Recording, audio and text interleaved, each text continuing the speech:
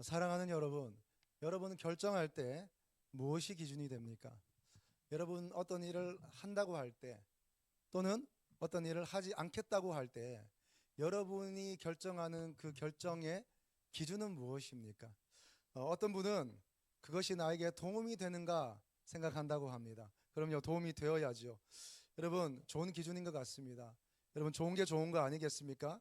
무엇이든지 결과적으로 나에게 유익해야 내가 어떤 것을 결정할 수 있지 않겠습니까? 또 어떤 분들은 이렇게 얘기합니다. 돈이 되어야 된답니다. 그럼요, 돈이 중요하지요. 여러분, 어쩌면 우리가 하나님만큼 섬기는 것도 돈이 아니겠습니까? 나에게 실제적인 재정의 확보가 되어야 어떤 일을 할 수 있는 힘이 우리에게 생기지 않겠습니까? 어떤 분이 이렇게 얘기합니다. 자녀가 기준입니다. 내 아이에게 어떠한가 생각한다고 합니다. 어떤 분은 미래가 기준입니다. 그래서 이것이 내 앞길에 나에게 비전이 있는가 하는 것에 따라서 결정한다고 합니다. 서강대학교 하영원이라는 교수님이 계십니다. 그 교수님이 쓰신 결정하는 뇌라는 책에 보면 인간은 과연 합리적인가? 그렇게 이렇게 말합니다. 다시 말해 인간의 의사결정은 과연 합리적인가? 라고 얘기하면서 이런 예를 들어요. 친구의 생일을 맞아 함께 고급 음식점을 방문했다. 당신은 친구에게 오늘 저녁은 내가 사겠다고 이야기하고 메뉴판을 보기 시작한다. 이내 당황하는 거죠. 앞장에서 2만 원짜리 A 세트와 3만 원짜리 B 세트를 본 당신은 심각한 갈등에 빠진다. 생각보다 가격이 높다. 하지만 뒷장으로 넘겨 4만 원짜리 C 세트를 봤을 때 비싸다고 생각했던 B 세트가 한결 가볍게 느껴진다. 결국 당신은 B 세트 2개를 주문한다. 일상에서 일어나는 흔히 경험할 수 있는 이런 상황들입니다. 그리고 이렇게 말합니다. 마치 합리적인 결정을 하는 것처럼 보이지만 실은 가격 대비 효용성은 따지지 않은 채 그저 가격을 비교해 극단적인 선택을 피하고 적당한 수준에서 결정을 했을 뿐이다 라고 얘기를 합니다. 어떤가요, 여러분? 이 사람은 무엇을 따라 결정하고 있습니까? 여러분이군요. 여러분은 무엇을 따라 결정하고 있습니까? 보이는 것을 따라 평가하고 결정하지만 그러나 그 결정도 결국 오류가 있다 하는 것입니다. 여러분, 지정의를 따라 사는 사람이 있습니다. 지정의를 따라 사는 사람, 이 지정의를 혼이라고 얘기합니다. 여러분, 사람에게는 영이 있습니다. 사람에게는 혼이 있습니다. 사람에게는 육이 있습니다. 이 전체를 전인격이라고 얘기를 합니다. 영으로 사는 사람이 있고 혼으로 사는 사람이 있고 육으로 사는 사람이 있습니다. 여러 번 말씀드렸지만 혼이라는 것을 쉽게 말씀드리면 지정의입니다.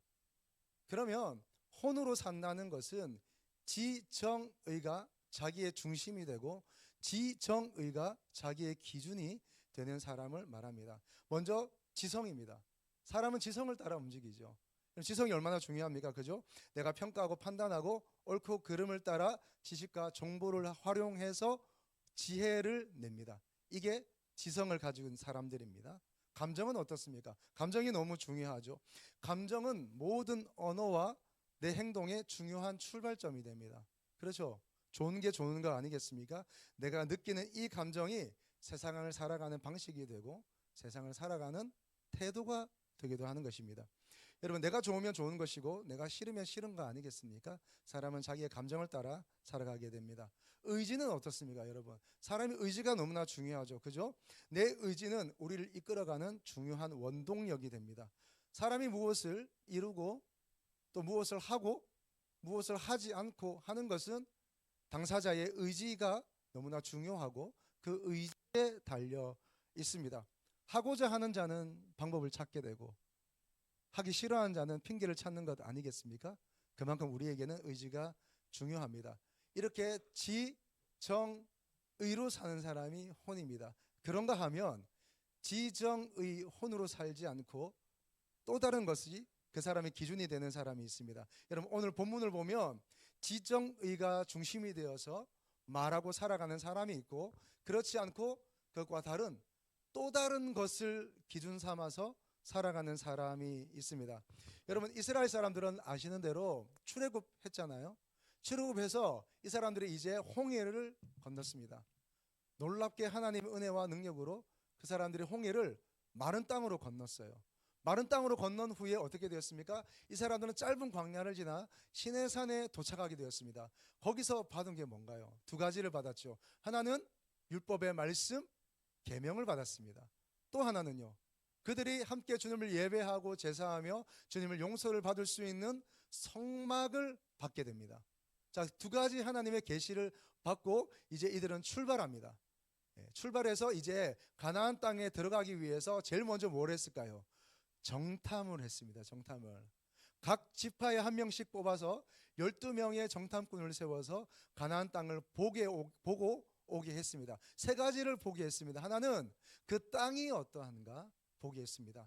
그 땅이 어떤지, 척박한지 아니면 기름진지, 그 땅의 성곽은 어떤지 그 땅을 보게 했습니다. 두 번째, 사람들을 보게 했어요. 사람들을. 그 땅에 있는 사람들은 어떤지, 키가 큰지 건강한지 아니면 작은지 사람의 어떠함을 보게 했습니다. 세 번째는 작물을 보게 했습니다. 그 땅의 곡식은, 그 땅의 곡물들은 어떤지, 크기가 어떠하며 또 잘 자라고 있는지 그것들을 보게 했습니다. 왜? 그 땅에 가서 살아야 하니까요. 이제 그 땅을 점령해야 하니까요. 그 땅을 보게 했습니다. 며칠이 걸렸을까요? 40일이 걸렸습니다. 40일이. 40일이 걸렸으니까 이 가나안 땅 전체를 다 두루 돌아보고 그들이 왔습니다. 40일이 지난 후에 이들이 이 땅을 평가했습니다. 와, 이 땅은 정말 하나님 우리에게 말씀하신 대로 진짜 비옥한 땅입니다. 정말 포도송이가 주먹만 합니다. 정말 대단한 땅입니다. 그 땅에는 기골이 장대한 군사 같은 자들이 거기에 살고 있습니다. 그 땅은 비옥합니다. 너무나 좋습니다. 라는 평가를 했습니다. 그러나 그 평가를 기준으로 해서 그들의 결정은 완전히 달랐습니다. 어떻게 달랐을까요? 10명의 정탐꾼은 그래서 그들은 전사이고 그들은 군사이고 그들은 대단한 땅이어서 우리는 갈 수 없습니다. 라고 얘기합니다. 그런데 2명의 정탐꾼은 완전히 반대되는 얘기합니다. 아니요, 그 땅은 하나님이 우리에게 주신 땅으로 우리가 그 땅에 들어갈 수 있습니다. 라고 얘기를 합니다. 여러분, 그리고 이 사람들이 어떻게 그것을 얘기했는지 여러분 민수기 13장 33절의 말씀 같이 보겠습니다. 민수기 13장 33절입니다. 거기서 네피림 후손인 아낙 자손의 거인들을 보았나니 우리는 스스로 보기에도 메뚜기 같으니 그들이 보기에도 그와 같았을 것이니라. 아멘. 여러분 10명의 정탐꾼이 그 땅을 보고 와서 이렇게 얘기합니다. 우리는 스스로 보기에도 메뚜기 같으니. 그럴 거예요. 여러분 기골이 장대하고 큰 사람들, 이런 사람들 보고 나면 우리 너무 작아 보이잖아요. 그죠?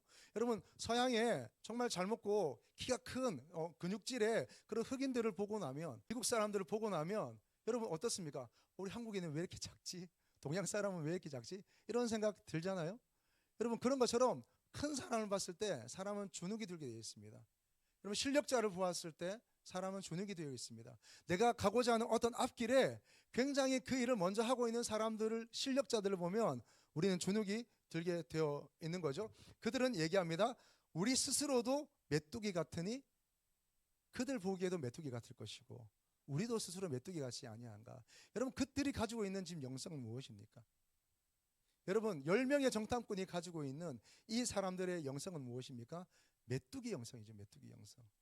자기 스스로를 메뚜기로 보고 있는 것이죠. 여러분 이 사람들은 자기 스스로 자기 정체성을 메뚜기로 생각하고 있습니다. 왜 그럴까요? 그 사람들은 왜 자기 스스로를 메뚜기라고 말할 수 있었을까요? 여러분 민수기 13장 26절 28절 같이 보겠습니다. 파란 광야 가데스에 이르러 모세와 아론과 이스라엘 자손의 온 회중에게 나아와 그들에게 보고하고 그 땅의 과일을 보이고 그러나 그 땅 거주민은 강하고 성읍은 견고하고 심이 클 뿐 아니라 거기서 아낙 자손을 보았으며. 아멘. 여러분 자기 자신을 메뚜기로 생각하는 사람이 있겠습니까? 자기 자신을 벌레라고 생각하는 사람이 있겠습니까? 나는 하찮은 먼지다라고 생각하는 사람이 있겠습니까? 아니, 물론 시적으로 표현할 수 있습니다. 어떤 자기를 비유하기 위해서 나는 그런 것 같아 라고 말할 수 있겠습니다. 그러나 진짜 자기 정체성을 상대적으로 나는 메뚜기라고 말하는 사람이 있겠습니까? 벌레라고 말하는 사람이 있겠습니까? 나는 그런 하찮은 존재야 라고 말하는 사람이 있겠습니까?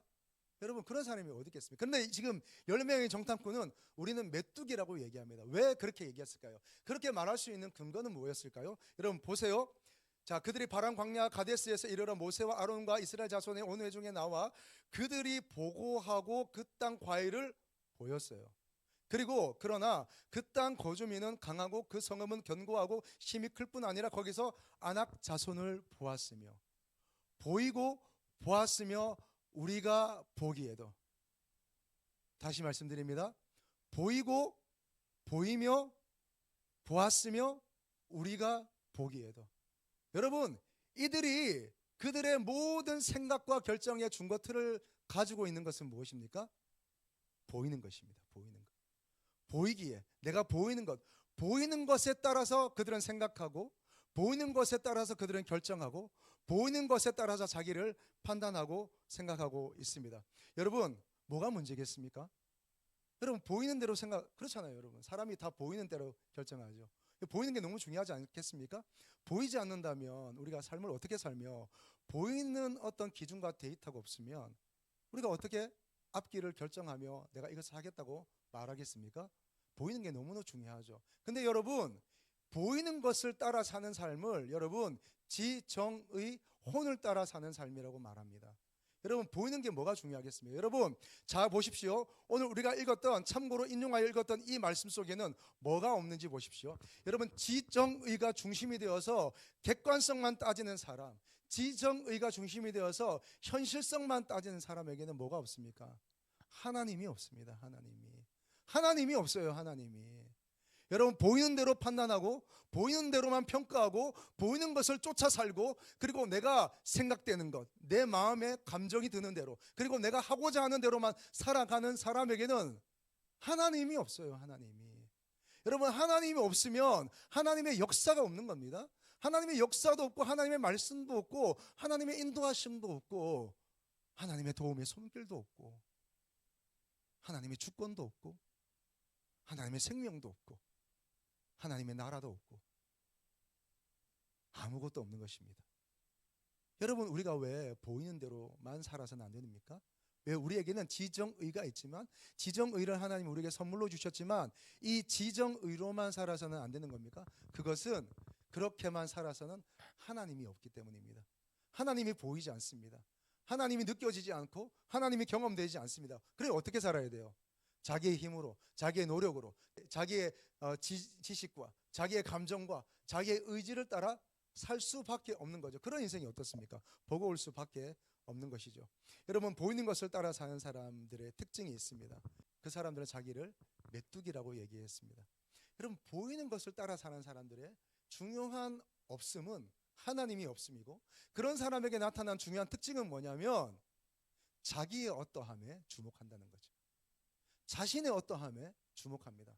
하나님의 능력, 하나님의 생명, 하나님의 사랑, 하나님의 도움, 하나님의 나와 함께 하심, 하나님의 동행하심, 하나님의 붙들어 주심, 하나님의 인도하심, 이런 것들을 붙잡고 사는 게 아니라, 그것들을 바라보는 게 아니라 나의 어떠함에 주목하게 되는 거죠. 나 자신을 바라보게 되는 겁니다. 그러니까 여러분, 자신이 때로는 초라해 보이고, 좀 잘하는 일 있으면, 자기가 할 만한 일 있으면 자기가 지정의를 발동해서 내가 이거 할 만하다 하면 교만해지고, 내가 지정의를 통해서 내가 할 수 없겠다라고 생각하면 한없이 좌절되고 한없이 열등감에 빠지게 되는 것이죠. 여러분, 자기 자신을 바라보는 인생, 지정의로 살아가는 인생, 지정의만 가지고 사는 인생, 혼으로만 사는 인생은 그런 것입니다. 여러분, 보이는 것을 넘어 보이지 않는 것을 붙잡고 사는 사람이 있습니다. 2명의 정탐꾼이었습니다. 이름이 뭐였죠? 여호수아와 한 사람은요? 그렇습니다. 여호수아와 갈렙은 보이는 것으로 결정하지 않고 보이는 것을 넘어 보이지 않는 것으로 그들은 결정하기 시작했습니다. 여러분, 이 상황을 한번 보십시오. 어떻습니까? 정탐꾼이 와서 12명이 너무 좋은 땅입니다 라고 보고를 했는데 10명이 거기에는 안악자손이 있고 거기 너무 광대하고 그 성은 견고해서 우리가 들어갈 수 없습니다 라고 얘기하니까 여기가 지금 아수라장이 된 거예요. 어떤 사람은 통곡하고 눈물 흘리고, 어떤 사람은 차라리 우리가 광야에서 죽었으면 좋았겠다라고 얘기하고, 어떤 사람은 우리가 지휘관을 세우고 그냥 애국으로 돌아갑시다. 이게 뭡니까 이게? 여기서 우리 죽게 생겼습니다. 우리 이제 나온 지 2년밖에 안 됐으니까 이제 돌아가면 될 것 같습니다. 거기 먹을 거 많잖아요. 거기 좋은 거 많잖아요. 조금 인생은 고돼도 뭐 인생 다 고된 거 아니겠습니까? 돌아갑시다. 편안한 삶으로. 이렇게 얘기를 합니다. 여러분, 성경은 오늘 점잖게 표현했지만 사실상 지금 아비규환이 된 겁니다. 난리가 난 겁니다. 여러분, 웬만한 이런 데모하는 농성 집회 비교할 수 없는 이런 상황이 되었습니다. 이럴 때 두 사람이 일어납니다. 여호수아와 갈렙입니다. 두 사람이 일어나서 얘기합니다. 여러분, 8절에서 10절의 말씀 다시 한번 보겠습니다. 여러분, 오늘 본문의 8절에서 10절 말씀 계속해서 이들이 반복하는 것이 있습니다. 여호와께서 우리를 기뻐하시면 여호와를 거역하지 말라. 여호와는 우리와 함께 하시느니라. 여러분, 보이는 것으로 사는 사람과 보이지 않는 것으로 사는 사람의 차이는 이것입니다. 보이는 것으로 사는 사람은 그의 삶에, 그의 언어에, 그의 모든 인생에 하나님이 없습니다. 그러나 보이는 것을 넘어 보이지 않는 것으로 사는 삶의 놀라운 열매는 거기에 하나님이 있다는 겁니다. 언어 속에 하나님이 있고, 그들의 생각 속에 하나님이 있고, 그들의 감정 속에 하나님이 있고, 그들의 의지 속에 하나님이 있고, 삶 속에, 가정에 하나님이 있다는 것입니다. 할렐루야. 여러분 전 인격의 여러분의 삶에 하나님이 계시기를 축복합니다. 여러분 어떠세요? 여러분 솔직하게 말씀해 보세요. 여러분의 언어에는 하나님이 계십니까? 여러분 언어 속에, 난 내 언어 속에는 하나님이 있다고 생각하시는 분만 밑으로 손을 들어보십시오. 나는 아이들과 대화할 때 하나님을 얘기한다고 생각하는 분 밑으로 손을 들어보십시오. 나는 내 부부간에 대화할 때 하나님의 일하심을 얘기한다. 마음으로 손을 들어보십시오. 여러분의 어떤 언어에서는 하나님이 있습니까? 내 과거에 했던 일, 내가 겪었던 일, 내 생각, 그리고 어떤 것들, 정보, 이런 것들은 수없이 얘기하는데 내 언어 속에 하나님이 있습니까? 여러분, 내 언어 속에 하나님이 없다면, 내 언어 속에 하나님이 행하신 일 없다면, 내 언어 속에 하나님께서 행하실 그 일들 비전으로 없다고 한다면, 내 부부의 대화 속에, 내 사람들, 성도 간의 교제 속에 하나님의 일을 말함이 없다면, 사실 나는 교회를 다니지만 지정의로 사는 사람인 것이죠. 내 경험, 내 생각, 내 혼으로 사는 사람인 거예요. 여러분, 진짜 영으로 사는 사람은 그의 언어 속에 하나님이 나와요. 하나님이 행하시는 일, 하나님이 하신 말씀, 하나님의 언약, 그리고 하나님이 앞으로 행하실 일들을 선포하듯이 말합니다. 여러분의 언어 속에 하나님이 있기를 축복합니다. 여러분 생각 속에는 어떻습니까? 여러분, 우리 너무나 많이 고민하고 너무나 많이 때로는 걱정하고 하는데 거기에 하나님이 있습니까? 성경 읽을 때는 하나님이 있어요. 설교 들을 때는 하나님이 있어요. 기도할 때는 하나님이 있어요. 그러나 진작 내 생각 속에는 하나님이 없는 거예요. 여러분의 의지 속에, 여러분 손에, 여러분의 발에, 여러분의 걸음에, 여러분이 하는 모든 손이 닿는 곳에 하나님의 손길이 있습니까? 여러분, 무엇이든지 하는 일에 하나님의 손길이 있기를 축복합니다. 하나님의 손이 있어야 돼요. 하나님의 손길이 없으니까 능력이 안 나타나는 거죠. 여러분의 모든 의지 속에 하나님이 계시기를 축복합니다. 자, 이제부터 여러분의 언어가 달라질 것입니다. 언어가 달라져요. 여러분, 지금부터 잘 보세요. 스스로는 처음에는 자기에게, 그리고 남에게, 저분이 계속 경험은 얘기하고 했던 일은 얘기하고 어떤 정보는 얘기하고 정치는 얘기하고 하는데 그 언어에서 하나님의 하자도 나오지 않는다. 성령님의 성자도 나오지 않는다. 내 언어 속에 하나님의 한마디도 없어요. 아, 나는 혼으로 사는구나. 나는 지정의로 사는구나. 내 경험으로 사는구나. 나는 하나님을 경외하지 않는구나. 나는 하나님을 예배하지 않는구나. 나는 예수님 따르지 않는구나 생각하시면 됩니다. 여러분의 언어 속에, 여러분의 대화 속에 하나님 계시기를 축복합니다. 그냥 하나님 말한다고 되는 게 아니에요. 진짜 내 안에 하나님이 계시면 그 안에 하나님이 표현될 수밖에 없는 거예요. 아니겠습니까? 사랑하는 우리 어머니들, 아들 사랑하죠.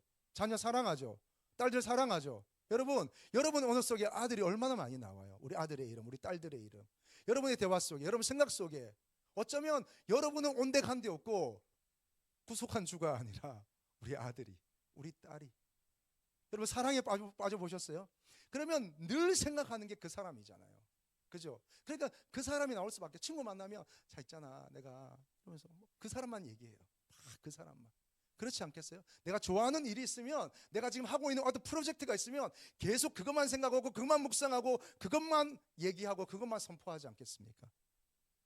그런데 내 언어 속에, 내 선포 속에, 내 대화에, 내 강조와 내 관념 속에 하나님이 없어요.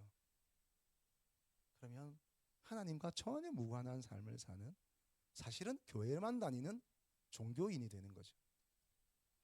여러분 축복합니다. 여러분 언어 속에 하나님 계시기를 축복합니다.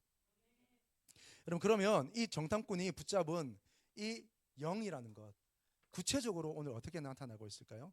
여러분 민수기 14장 9절의 말씀 같이 읽겠습니다. 다만 여호와를 거역하지는 말라. 또 그 땅 백성을 두려워하지 말라. 그들은 우리의 먹이라. 그들의 보호자는 그들에게서 떠났고 여호와는 우리와 함께 하시느니라. 그들을 두려워하지 말라 하나. 아멘. 여러분 10명의 정탐꾼은 보이는 대로 얘기했습니다. 사실을 얘기했습니다. 객관적으로 얘기했고 현실적으로 얘기했습니다. 정보와 지식을 전달하였습니다. 그게 뭐가 문제입니까? 그랬더니 이 사람들이 와, 안 되겠다. 판단력이 빨라요. 그리고 돌아가자 하고 돌아가자고 얘기합니다. 여러분 결정을 빨리 했잖아요. 양당하는 결정해야죠. 근데 그게 뭐가 잘못이겠습니까? 문제는 거기에 하나님이 없다는 것입니다. 그런데 이 정탐꾼은 아니다, 우리가 들어가서 그 땅을 차지할 수 있다라고 얘기했습니다. 왜 그렇게 얘기할 수 있었을까요? 왜 그렇게 그 땅을 들어가서 우리는 그 땅을 차지할 수 있다, 보기에 그들은 커 보이고 그들의 견고한 성은 강해 보일지라도 우리는 그 땅을 점령할 수 있다, 왜 말할 수 있었을까요? 여러분 이 사람들이 이렇게 얘기합니다. 다만 여호와를 거역하지는 말라. 아니 돌아가자는 게 거역하는 건가요? 아니 좀 살 길을 펼쳐보자는 게 거역하는 건가요? 이 거역은 뭘까요? 여러분 출애굽기 2장 24절의 말씀입니다. 하나님이 그들의 고통 소리를 들으시고 하나님이 아브라함과 이삭과 야곱에게 세운 그 언약을 기억하사. 언약을 기억하사. 창세기 15장 18절 말씀입니다. 그날에 여호와께서 아브라함과 더불어 언약을 세워 이르시되 내가 이 땅을 애굽 강에서부터 큰 강 유브라데까지 내 자손에게 주노니. 여러분 눈에 보이는 대로 사는 삶, 지정의로 사는 삶과 보이지 않는 것까지 바라보면서 그 하나님을 붙잡는 삶의 구체적인 모습의 차이는 뭔가요? 여러분 2명의 정탐꾼은 언약을 붙들었습니다. 하나님의 언약. 그러나 10명의 정탐꾼은 하나님의 언약을 붙잡지 않았어요. 이 언약은 무엇입니까? 하나님이 아브라함에게 그리고 그들의 조상에게 내가 너희에게 이 가나안 땅을 주겠다라고 약속하신 거예요. 너희가 반드시 그 땅에 들어갈 거야 라고 하나님은 말씀해 주셨어요. 그래서 여러분 이 사람들은 어떻게 출애굽하고 하게 되었습니까? 어떻게 시내산에서 지금 이곳을 향해 가게 되었습니까? 그들의 의지인가요? 그들의 생각인가요? 회의를 해서 그렇게 했습니까? 세미나를 통해서 학습했습니까? 그렇지 않습니다. 그들은 오직 하나님께로부터 오시는 말씀, 그들에게 조상에게 주셨던 그 언약의 말씀 붙잡고 출애굽했고 시내산을 지나 지금 이 가나안 땅으로 진격하고 있는 겁니다. 그런데 이 앞에서 그들이 잃어버린 건 뭡니까? 그들이 놓쳐버린 건 뭡니까? 하나님의 언약입니다. 하나님의 언약. 하나님의 언약의 말씀을 잃어버리니까 그들은 어떻게 되었어요? 두려워하기 시작했습니다. 여러분 하나님의 말씀을 놓치면 두려움이 찾아오는 거예요. 그런 사람들이 주목하는 것은 자기의 어떠함입니다. 할만하면 교만해지고 못하겠다 싶으면 두려워하는 거죠. 그리고 좌절하고 그리고 우울감에 빠지고 열등감에 빠지는 겁니다. 여러분 하나님 우리에게 주신 말씀이 너무나 중요합니다. 그 말씀을 붙드는 것은 오늘로 우리 하여금 살아가게 하고 성패를 좌우하는 것입니다. 여러분 이 10명의 정탐꾼이 붙잡은 것과 붙잡지 않은 것은 무엇입니까? 10명의 정탐꾼은 보이는 것을 붙잡았고 보이지 않지만 하나님의 말씀은 붙잡지 않았습니다. 2명의 정탐꾼이 붙잡은 것과 붙잡지 않은 것은 무엇입니까? 2명의 정탐꾼은 보이는 것은 붙잡지 않았습니다. 보이는 것은 그냥 보이는 대로, 현상은 현상대로 내버려뒀습니다. 그러나 그들이 붙잡은 것은 보이는 것을 넘어 있는 하나님의 언약의 말씀을 붙잡은 것입니다. 여러분, 우리가 어떻게 살 수 있을까요? 여러분, 우리가 어떻게 승리할 수 있습니까? 여러분, 우리가 어떻게 인생을 성공할 수 있습니까? 열심히 살면 된다고요? 아니요. 믿지 않는 사람 더 열심히 삽니다. 최선을 다하면 되겠습니까? 열심히 교회 다니면 되겠습니까? 성경 열심히 읽으면 되겠습니까? 기도 많이 하면 되겠습니까? 여러분, 필요 없는 것은 아니겠지만 더 중요한 것은 하나님을 붙잡는 것입니다. 하나님을 붙잡고 하나님의 언약의 말씀을 붙잡고 나가는 자가 승리하는 겁니다. 기도를 해도요, 하나님의 말씀을 붙잡고 하는 기도와 보따리 풀어놓듯이 하나님 이것도 문제고요, 저것도 문제고요, 이것도 마음 아프고요, 이것도 저에게 상처고요, 하나님 이것이 안 됩니다. 그리고 돌아갈 때 그 보따리 다시 싸잡고 나가는 그런 기도 무슨 능력이 있습니까? 말씀을 붙잡고 하는 기도가 능력이 있는 거예요. 여러분, 할렐루야. 여러분, 기도 가운데 말씀 붙잡으실 축복합니다. 말씀을 선포하는 거예요. 말씀을 암송하고 말씀을 기억했다가 기도할 때 하나님이 이렇게 말씀하셨잖아요 라고 얘기하는 겁니다. 여러분, 하나님께 약점이 어디 있겠습니까? 하나님께 부족한 게 뭐가 있겠습니까? 그러나 굳이 여러분 이해를 돕기 위해서 하나님의 약점을 말씀드리면, 하나님의 약점은 당신이 하신 말씀을 반드시 지킬 수밖에 없다는 거예요. 그것이 하나님의 약점이라면 약점이에요. 하나님은 당신이 언약하고 우리 가운데 그렇게 하시겠다고 하신 성경에 쓰여져 있는 그 언약의 말씀을 들이밀면서 하나님 이렇게 하셨잖아요, 이렇게 말씀하셨잖아요 라고 말하면 하나님은 그것이 약점 잡히는 겁니다. 하나님은 시건치 않으십니다. 하나님은 후회함이 없습니다. 그래서 우리에게 주시는 그 말씀을 행하여 주시는 거예요. 할렐루야. 여러분 언어 속에, 여러분의 기도 속에, 여러분의 예배 속에 하나님 말씀이 있기를 축복합니다. 여러분, 우리 교회가 하는 사역은 어떤 사역일까요? 여러분, 우리 교회가 하고자 하는 사역들, 우리 교회가 하고 있는 양육들은 어떤 것일까요? 오늘 말씀에 비추어서 말씀드리면 하나님의 언약을 붙드는 것입니다.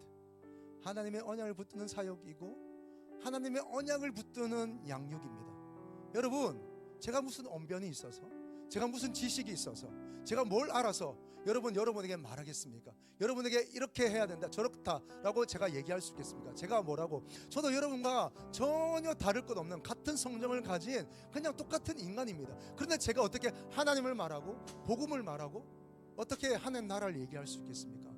그것은 한 가지입니다. 하나님의 언약의 말씀입니다. 저의 어떠함으로 양육하는 것 아니고요, 저의 어떠함으로 사역하는 것 아니고, 저의 어떠함으로 설교하는 것 아닙니다.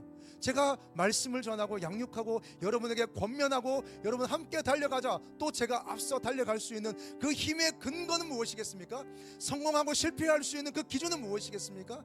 하나님의 언약의 말씀이에요. 하나님의 언약의 말씀. 사랑하는 여러분, 오늘 우리 삶 가운데 붙들어야 되는 게 뭐예요? 여러분, 정직하게 고백하십시오. 여러분이 지금 붙들고 있는 게 뭔가요? 여러분의 생각 붙들고 있는 거 아닙니까? 여러분의 그 감정, 믿을 수도 없고 여러분 정말 아침 저녁으로 조석으로 바뀌는 그 감정, 그거 붙들고 있는 거 아닙니까? 기분 나쁘다 이거지. 기분 나쁘다, 화난다 이거예요. 화난다, 속상하다 이거예요. 나에게 어떻게 그렇게 말할 수 있냐 이거예요. 그거 붙들고 사는 거 아니에요? 그리고 그 사람이 했던 말, 옛날에 했던 말, 그리고 그 사람이 나에게 했던 행동, 그거 붙들고 몇십 년째 그거 묵상하면서 살아오는 거 아닙니까? 그 삶에 무슨 능력이 있습니까?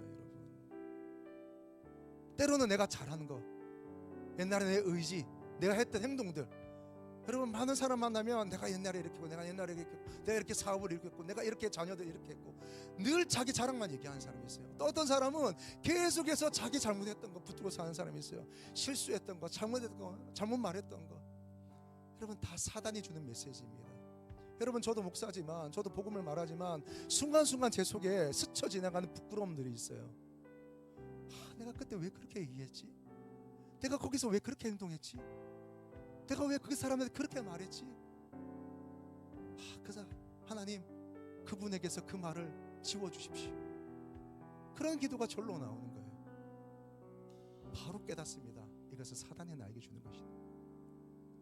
하나님, 이것은 다 예수 그리스도 안에서 다 지나가는 것입니다. 여러분, 다 사단이 주는 거잖아요. 여러분, 지정의가 우리에게 있고 지정의가 우리에게 필요하지만, 여러분, 그것을 붙들고 그것만 붙들고 그것만 붙잡고 나가는 사람은 하나님의 영광을 보지 못해요. 하나님의 능력을 경험할 수 없고 하나님의 생명력을 경험할 수가 없는 것입니다. 하나님이 이끄시는 그 어떤 성공의 지점에 나갈 수 없는 것이죠. 여러분, 우리의 언어는 어떻습니까?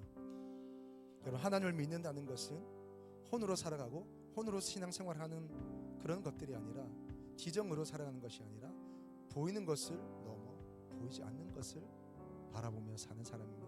여러분, 근데 보이지 않는 것, 뭐가 보이지 않는 겁니까? 보이지 않는 것은 하나님의 말씀입니다. 여러분, 문자를 넘어 활자를 넘어 오늘 나에게 주시는 하나님의 그 말씀을 붙들고 사는 것이요. 여러분, 오늘 우리가 성경 읽기, 공동체 성경 읽기를 하는 목적은 그것입니다. 하나님의 언약을 붙드는 것입니다. 여러분, 우리가 보혈 선포기도 하는 것, 하나님의 언약의 말씀을 붙드는 겁니다. 여러분, 복음으로 나누고 양육하는 것, 하나님, 내 지정의가 틀렸고 나는 죄인이기 때문에 내 힘으로는 살 수 없기 때문에 열심히 내 힘으로 살았던 삶은 버겁고 고통스럽고 힘겹기만 하기 때문에 예수 그리스도 십자가의 능력의 보혈로 하나님의 힘으로 살자 하는 것입니다. 여러분, 그 은혜가 있기를 주님의 이름으로 축복합니다.